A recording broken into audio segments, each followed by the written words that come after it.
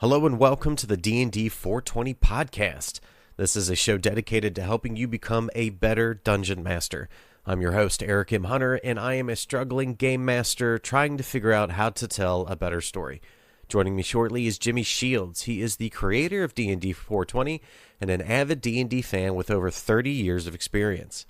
In this episode, we are gracious to have a listener feedback question sent to us asking how to introduce new players into the wonderful game of Dungeons and Dragons.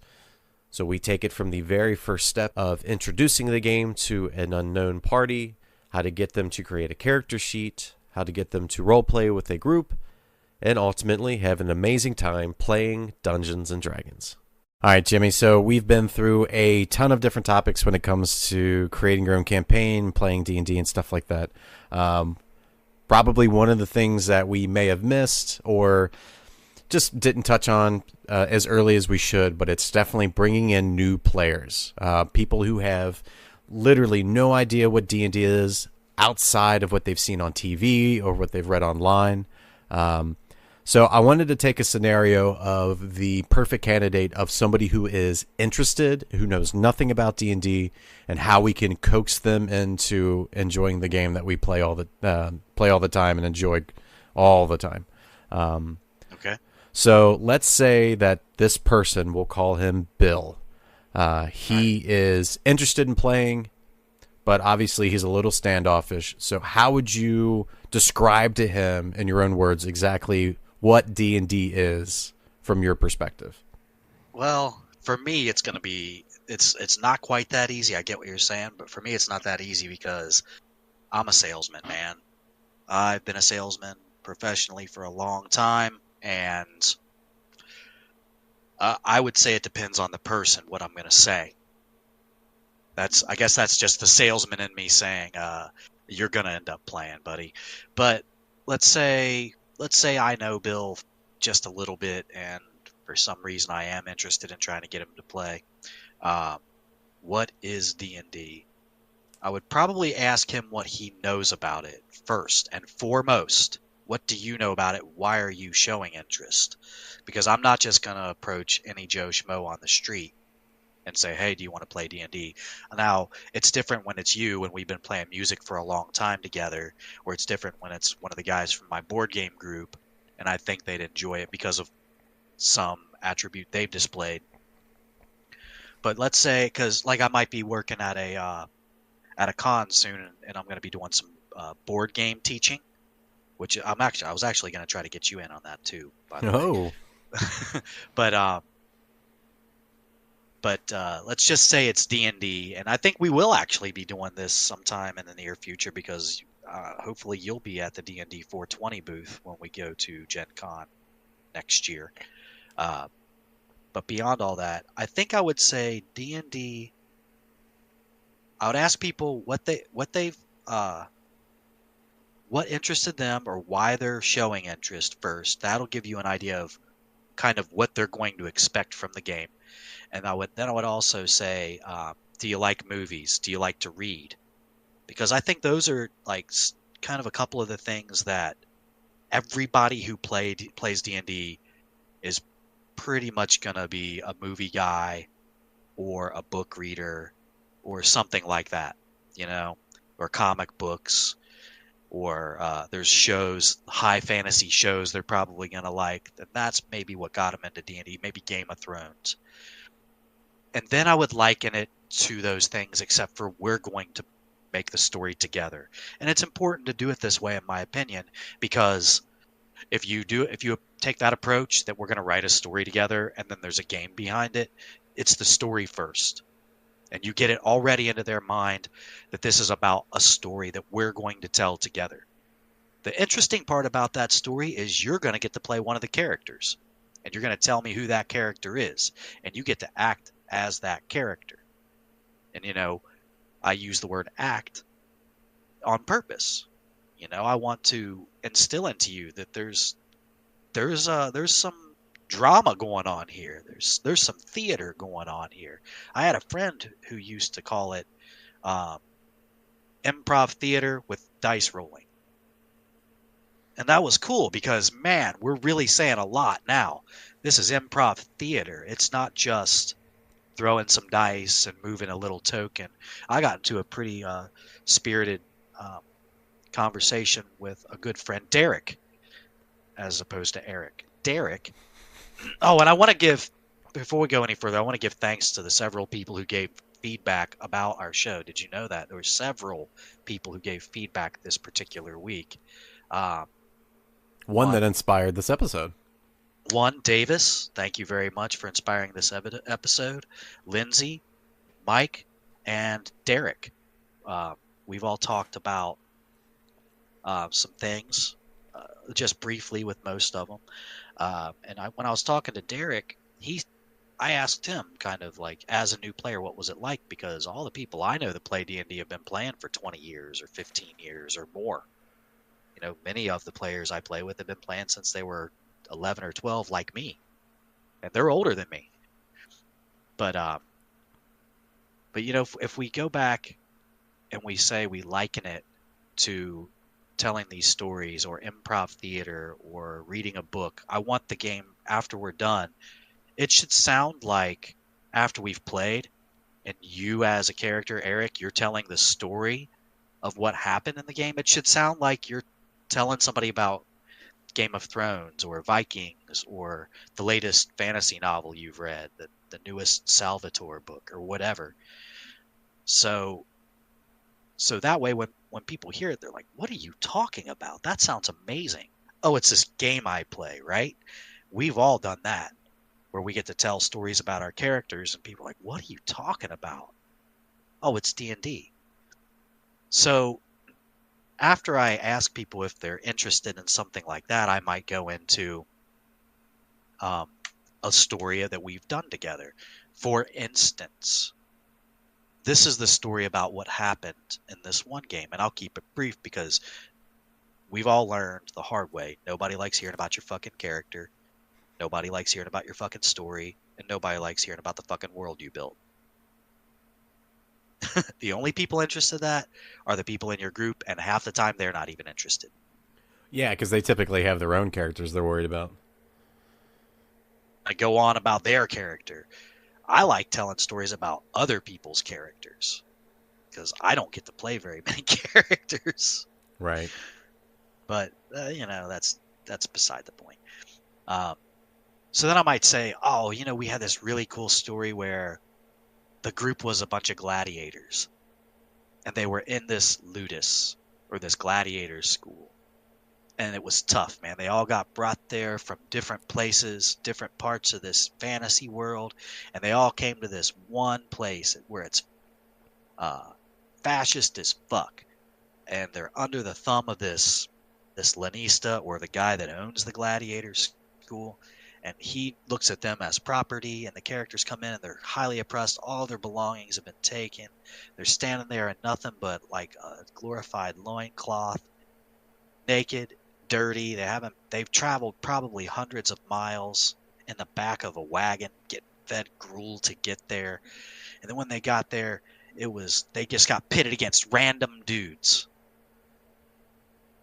They'd have to fight to just stay alive, just to be like, look, man, the other people that are standing there are like, hey, buddy, this is as good as it gets. In that fight, because if you don't fight, you're going to be in the salt mines. Way worse than anything up here. At least up here, you get to see the sun every day and Get fed on a regular basis. Out. Yeah. Food. All kinds of stuff. If you're in the salt mines, they'll work you till you die. So then the person might be saying something like, that sounds really cool. So they're probably going to ask more questions. And if you're not getting anybody turned on with these kind of conversations, maybe they're not the people to play D&D with. Or if they say, I don't know about gladiator stuff, like, I understand, because that's not typical. That's atypical. That's just a shorter story I could tell you, because if I really tell you about one of my real games, and then hours and hours of content, and that's paraphrasing and skipping around and yeah, abridging it. I could tell you about the game that we're playing on Sunday night right now. We're in the 21st session, and it would take me 2 hours to give you a general synopsis that I felt was okay. So keep your conversation with people short, make it sound exciting, and if they do want to play, make sure they're willing to read, because that's important. If you don't know the rules to D&D, it's not awesome. It's the worst, actually, if you don't know the rules at all, or if you don't know what your abilities do. If you think all I have to do is walk in and swing this sword, you're dead fucking wrong. It is not that easy. I just got to throw this die, and that's me swinging my sword. Ah. You need to read about these things. What are alignments? What are what do these stats mean, and what are they used for? What are these abilities, these feats, these skills? If you're going to put a bunch of points in something, you need to know why you're putting a bunch of points. So there's some moderate weight reading here, and it's definitely the steepest learning curve out of most of the games that I've ever played. I mean, we could talk about Magic the Gathering being a pretty steep learning curve. True. But I think D&D, because of its role-playing element, is really what this is going to come down to, this whole episode. That makes it infinitely more difficult. What Davis, the reason he was asking me, he sounds like he's a very seasoned DM in his own right, and that he's just having a harder time with new players who are interested in playing, because now we've gotten with Bill here to the point where he's actually interested in playing, right? We're telling him to read things. And I'm sure that our listeners, most of them, because this is improving your GMing skills, next level GMing, as I like to refer to it, rather than how to be a DM. So what it really comes down to, in my opinion, is how do we get these players role playing? Because I've been DMing for 30 years, and I still have guys in my group who don't like to do a lot of role playing. Now, we like these guys because it can make our group bigger. If you like to tell a larger group story with 5 or 6 players, or some people I've heard insane numbers. I don't like going beyond 6 or 7, but I know people who do, and they're proud of it. We had 25 people at our gaming group, and I can DM that just fine. Well, you're not doing what I'm doing, that's for sure. Not with 25 people. I'm not saying what you're doing is wrong. It's just not something I'd be interested in, because we like to role play. And that's one of the things that it's like, when you get to that person to say, yes, I want to read all this crap, I want to understand these rules, that's where things get difficult. That's where Magic the Gathering is nothing when it comes to overcoming your own social anxiety, or overcoming your own issues with communication, or your nervousness, public speaking nervousness, any of those things. Or maybe it's more so about self-image. I'm not the kind of person who can do that. If your player believes that, then they're never going to come out. So part of it as a GM or a dungeon master is to understand those things about your players, if you can. Not all of us are going to know our players that well. I'm lucky enough to have known you. You're the new guy still, right? Oh, absolutely. So you being the new guy, how long have you been playing in my group? Did we decide 10 years? No, it's been longer than. No, it's probably been about 10 years. Yeah. 10, maybe 11 years. So and I knew you for a number of years before that, right? Right. And we actually worked together playing music, so we got to learn things about each other that most people don't normally learn about their acquaintances. Because I think that, it was when we started playing D&D that we really got to be really good friends. I felt like we were buddies before that, but man, we really got close. we were able to connect on a different level at that point, because we were sharing something that truly meant something to us. I'm not saying that music doesn't, but music is one thing, but there's something about D&D where you kind of let your guard down. That's exactly the point I'm trying to make. You got to get your players to let their guard down. And you're absolutely right by saying that. If you've got social anxiety, which a lot of us do, that's kind of why we're playing D&D. it automatically attracts a lot of people. Back in my day, that's the only people that played in the 80s was people that were the nerds, the social anxiety, the ones that got picked on, that weren't good at sports. There was a lot of stereotypes that were true. There weren't any girls playing in our groups back then. Like we talked about in the session, the first session, I did have one girl play in our group for 9 months or so, which was awesome. And she was a great player and a really cool person. She actually passed on more recently. So, moment of silence for that. But I mean, she was a killer player, but she was a nerd too. She never really quite fit in. And that's what attracted her to D&D, just like myself. You mean I get to be somebody else? Exactly. I'm not this little 5 foot tall guy, because I was in the 7th grade. I don't even know if I was 5 foot tall yet.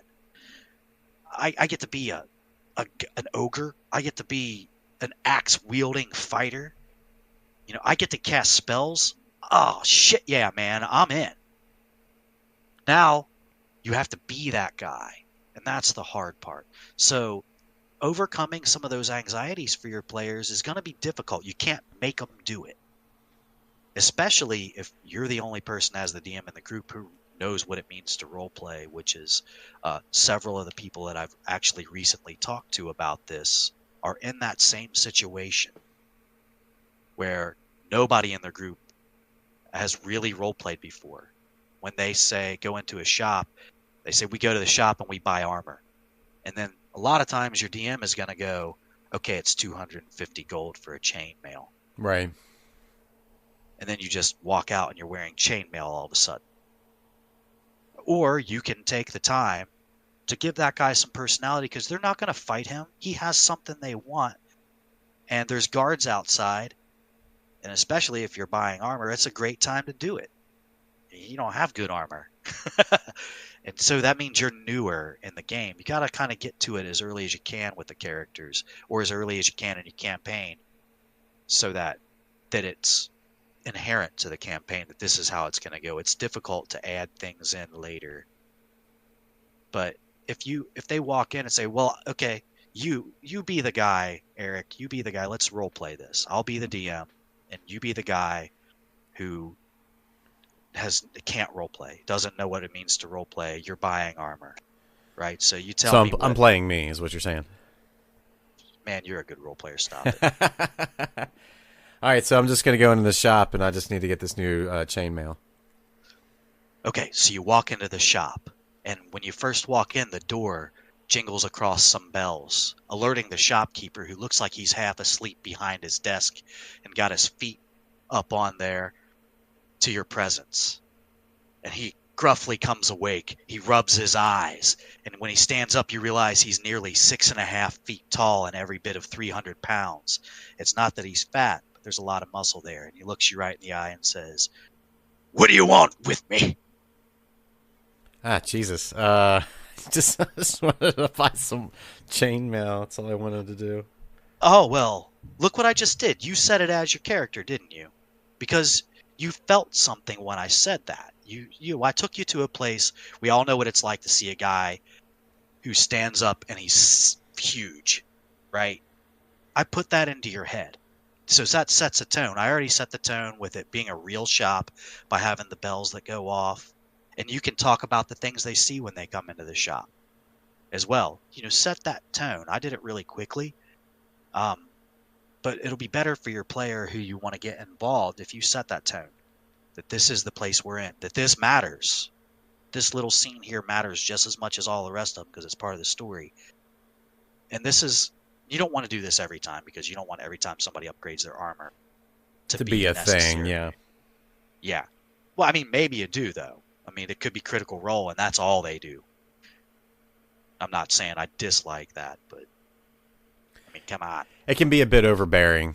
You know what I mean? Like, there's one thing to add flavor to the game. There's another one to.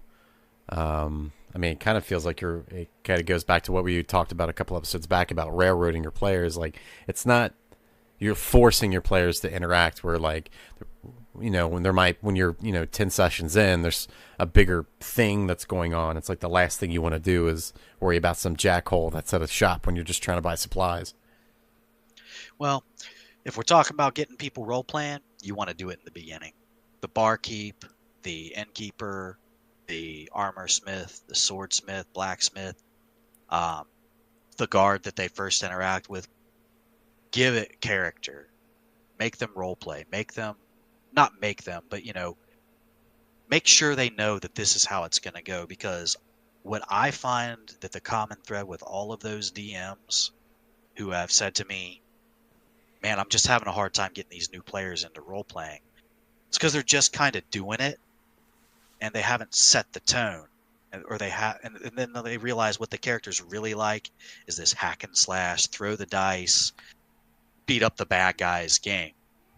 And I played like that when I was first starting. I remember when I was 12 and all I wanted to do was have a list of things I've killed. That was the coolest thing to me. Because when I started, I was in English class, it was like an English class. It was actually different than English class, but that doesn't matter. And the teacher said for us to get a grade and play D&D, which was awesome, that we had to keep a record of our characters or a journal from our character's perspective. Oh man, that's a great idea. So I was writing. That's all I was doing I was taking a writing class while playing D&D. And it was epic, man. We all got A's on it because everyone was like, I would do this for free and you're going to give me a grade. But, all I was interested in is what we killed that day. And I was a low intelligence fighter, so I accidentally did it right. And it wasn't until I was 17 years old or 18 years old, I'd had 5, 6, 7 good years of experience in me where I wanted more. And so you may even want to ask your players, because you even said something like you're forcing them.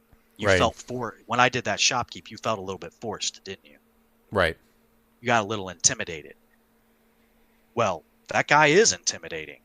You should have gotten intimidated, that you just gut reacted. Now, if they reply with, oh, I just wanted to buy armor, make it what they say. That's what you just said to this guy, and he responds in character. That way you're keeping it going. However, if you don't like to force your characters, or if you don't want to put that in front of you, you feel like that might be forceful, you can have a talk with your players beforehand. And that is good. We harp on that, don't we? Oh, definitely. Open communication. So, guys, I've been thinking about the game that we're playing, and I'm having a great time, and I'd like to really kick it up a notch in role play and go kind of that next level of the game experience. I know a lot of people I've gained with in the past really enjoy role playing. Of this group, are you guys interested in that? Because you never know. They might not even want to do that. If they are interested, then you can say, remember when we said that you were interested in role playing? So it's not just you forcing. Right. You see. So if you've got, let's say your party is split, which is like the worst case scenario, right? You got 2 players who are super interested in taking that role playing up a notch, and 2 people are like, I like it the way it is, man. All bones, cut and dry. I roll a 20, I kill a monster. That's what I like. Okay, I can keep giving you that. And you just know that it's going to be harder to get those people that have just told you they don't want to do it. It's going to be harder to get them to do it. However, you can continue all the same practices because you want everybody to have a good time. So, but you can also add new things in. So the 2 people that said, yeah, I'm interested, one of them is going to maybe be more interested than the other. You may even take that person aside and talk about things that they can do to be role-playing more. And then when you're playing, you can even single that person out a little bit more because they took it upon themselves to say, yes, I do. You want to spread the love among all the people who want to. But you can say things like, how does your character feel? Because or how does that make um, Deritus respond? You can say things that way, like instead of these things happen, what do you do? So that was actually going to be my next question because, for me anyway, one of the most daunting things about being a new player in a D&D group, especially one that's been around for as long as the one like playing with you guys was, you get overwhelmed quickly because like I could read the book, front and backwards, and I have, and there's still some things I just don't understand. There's some things that I'm fuzzy on. So what kind of tips or tricks do you use to try to keep it a level playing field, both with a brand new player or even maybe a player that's maybe played 3 or 4 times to somebody who's played for years? Like, how do you make it feel like the group is working together, if that makes sense? Backstories. That's the in my game. It's the most important thing for everybody to invest in their character. Um, I was talking about uh, players and characters and their relationship to their characters, and one guy said, um, "Oh, when a character gets killed, what do you do? I got to sit there for 45 minutes to an hour and make a new character." And another guy said, "Shit, man, I can roll up a new character in 5 minutes, 6 if I'm taking my time." And that says a lot about each player's style. It may not. It's not necessarily saying that, wow, this guy knows his shit so well that he can make a character in 5 minutes. I can make a dozen characters in 5 minutes. That doesn't give them personality, backbone, backstories, style, um, none of that. It doesn't spark anything. I would venture to guess the guy who took 5 minutes to make his characters has been doing it that way for a long time, and his characters do the same thing. They roll dice. Whereas the guy who said, "Oh man, I'm going to miss 45 minutes to an hour of gameplay if I hurry," you know, he he's so much more invested in making good decisions at the bare minimum about his character because he's relating them to who that person is. So, take those cues from your players as well. Try to find whatever cues you can, because it could just be that they don't even want to role play and they would treat Dungeons and Dragons just like a board game. And I'm torn about all these cool new figures and the landscape that you can buy. I Yeah, because for the longest time, like we swore off that stuff. We swore off miniatures, like it was all in the mind. You know what I mean? Theater of the mind. Why? Because you can picture your character, and it's not a miniature. You can picture your character doing the things your character did, and it's not a miniature, and it's not some board that I drew or some pieces that we use over and over and over again to represent a wall. The walls don't always look the same. That's why I'm here. I like to be a storyteller. I like using that term instead of game master or dungeon master, because I want everything to look differently in your minds. So what if it looks different to you than it does to Tommy, than it does to Bert or whoever? So what? As long as you got this image in your mind, we can keep moving forward. Now, if I say, what does your character look like? And you pick up a miniature and you go, just like this. Our level of investments are different. We're playing the game differently. That's for sure. It's okay too. There's nothing wrong with that at all. I support the people who are into D&D and just want to play it like a board game. There's tons of games just like that.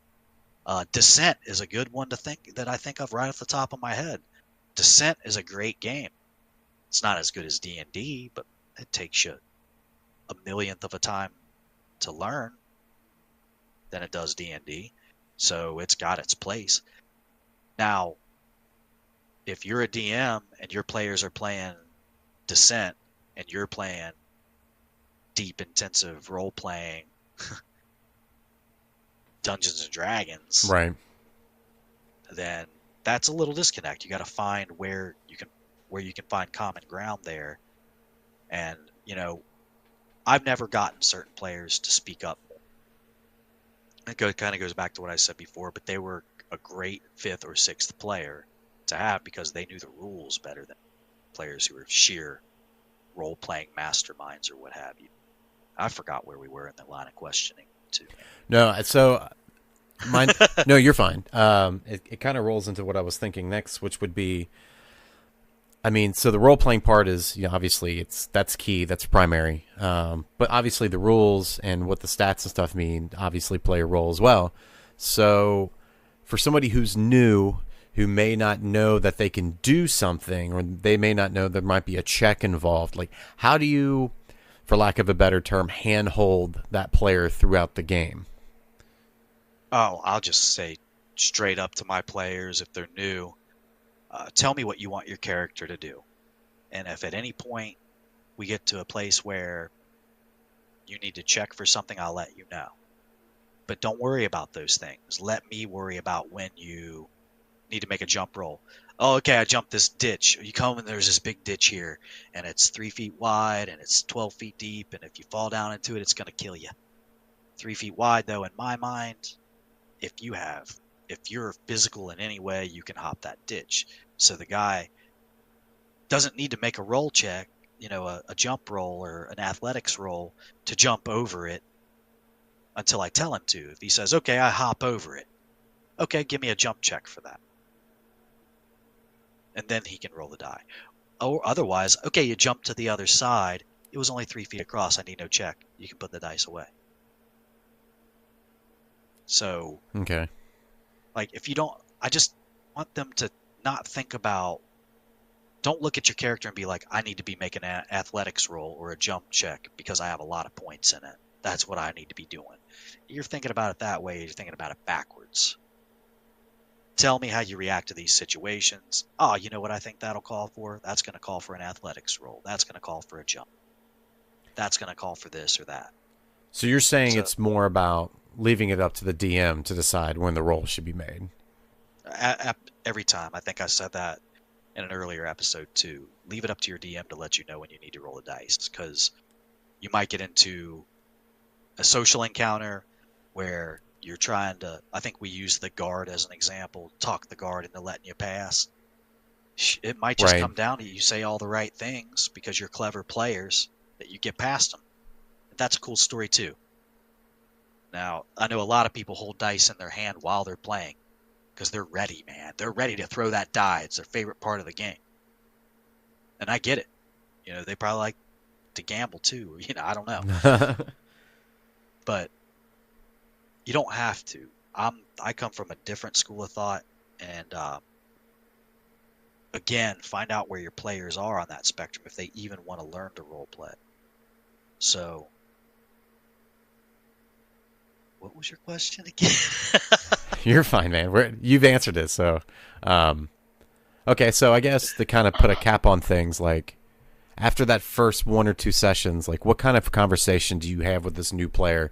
Like they're interested, they're having fun, like they're making mistakes, but it's all, it's all a learning experience. Like you call that person afterwards or you meet up with them afterwards. Like what does that conversation look like? Did you have a good time? Yes. That's the first thing I want to know. Did you have a good time? What did you like about it? What didn't you like about it? What could be better? What would you want to see more of?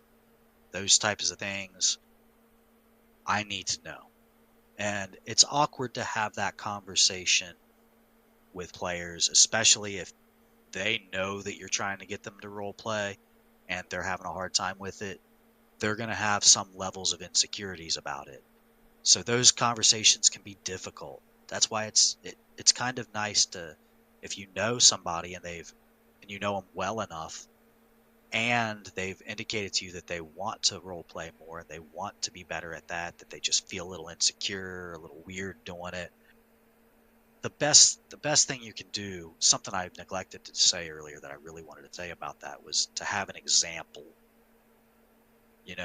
When you came into my group, Tommy and I were role playing hardcore together for a long time.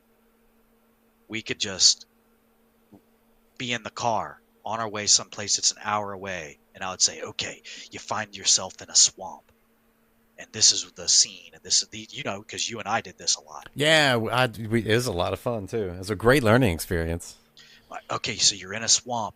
All you have on you is a small hand axe, and you're dressed this certain way, these type of clothes. It's kind of rags and more no armor, nothing like that. Who are you? Tell me about your past. Oh, then you say I'm a freaking arrow maker or a barrel maker. I live in this, or you might even say what time period is it first. Right. And then we just tell a story together. I do this and I do that. There's no dice. I just tell you you fail or succeed, whatever the more interesting thing is. And we just kept moving forward. Now, Tommy and I were doing that, just role playing and telling a story together for years when you came into the game. So you were privileged enough to come in and say, I've got these guys role playing right in front of me. They are having a blast. That's the very best thing you can do.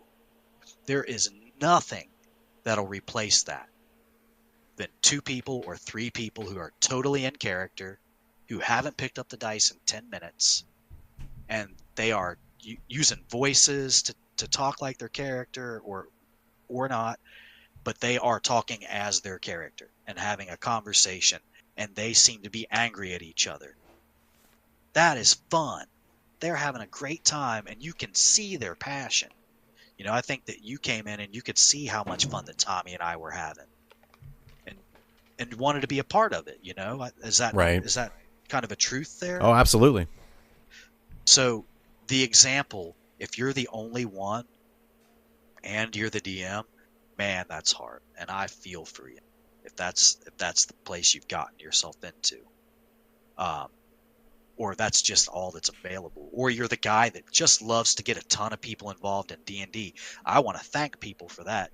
Thanks for getting a ton of people into D&D, because, man, they joined my game later, and I'm glad they knew the core rules, because once they got in and learned how to roleplay, we have a great fucking time. Yeah, it just makes everything so much smoother. Absolutely. Because it's kind of like teaching to roleplay is a lot different than teaching to play D&D. I haven't taught very many people how to play D&D, but I've taught a ton of people how to role play, and it's by example. So that's the very best. But the conversations in between should be, I think, if you've got a good relationship, like I said, with that person, they can be very candid. I don't, take the gloves off. Just let me know how you feel as a player, what we can do to have more fun, or if you want to immerse yourself into the role playing more. Because if you can get just one player aboard trying really hard to be a better role player, or just to role play more, then you can talk about it between sessions, or after sessions, or before session. You can even start to set up situations so that you can have that moment where for a couple of minutes you're just in character role playing.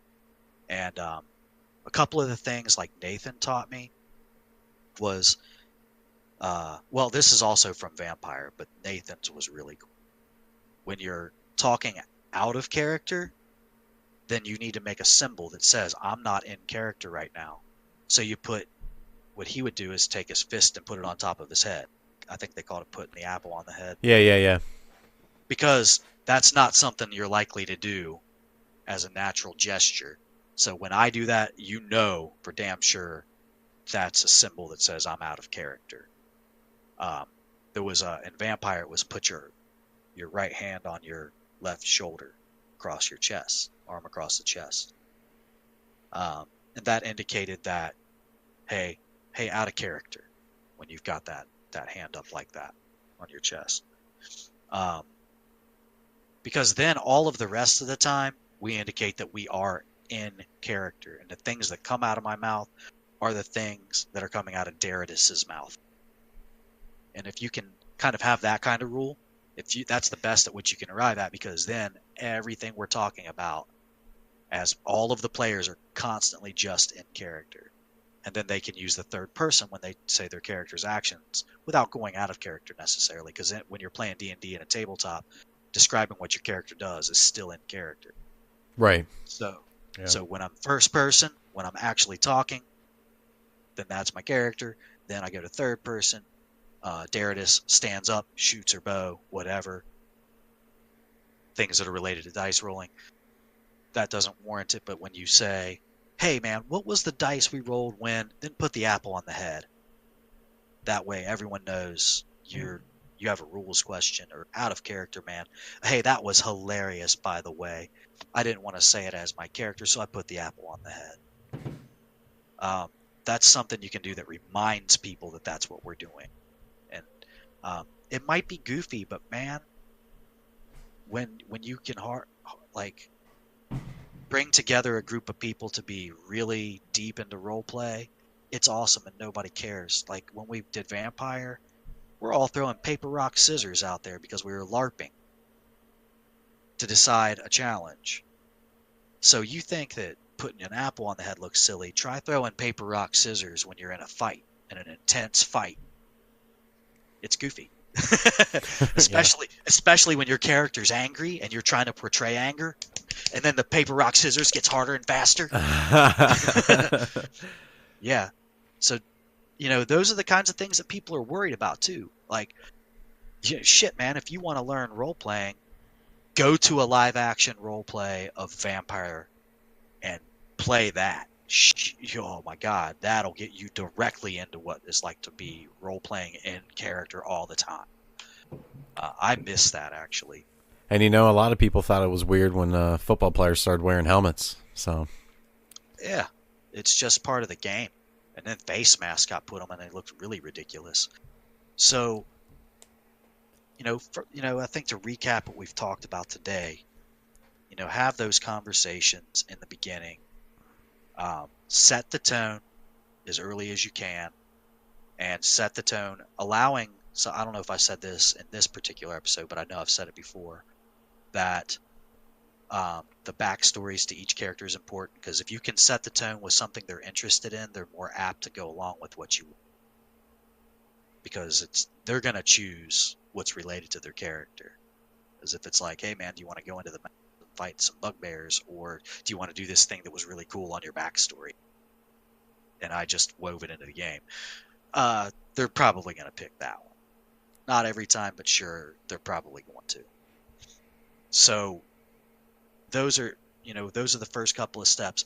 And then, like you said, follow up in between sessions. See if that's what they really want to do.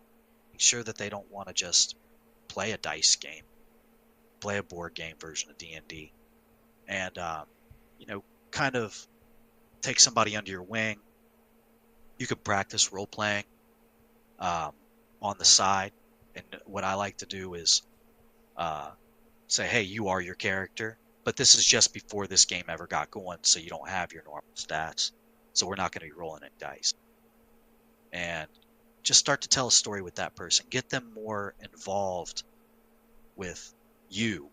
That way you can develop a rapport when you're role-playing. And then set the example for the rest of the people playing if you can. Show them how much fun it is, and especially if you have passion for role-playing, get it out there. Let those people see, let the people in your game see, how much fun it can be to role play. Ask questions like, how would your character respond?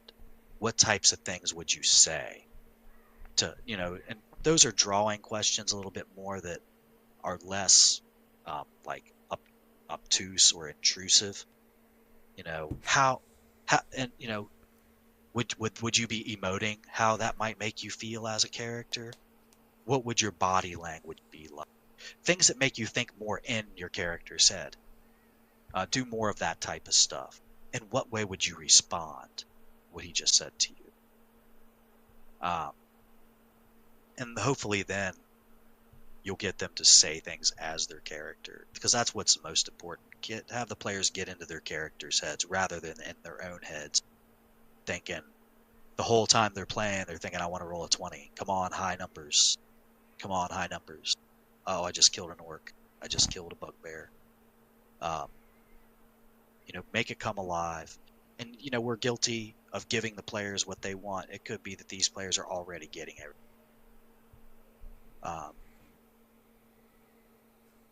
I don't know. It's something that's hard for me, and I think it's hard for a lot of DMs, getting new players to role play. I mean, I think it goes back to what you said at the beginning. It's all about having fun, man. It is. See what kind of fun everybody wants to have.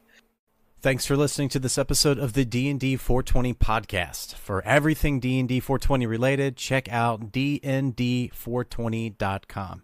If you'd like to reach out to us, you can find us there on the website and on YouTube at D&D 420. Lastly, as always, if you'd like to support the show, you can do that by telling another DM about the show and by visiting us on Apple Podcasts and leaving a rating and review. Thanks for subscribing and being a part of our work here at D&D 420. We will see you next week.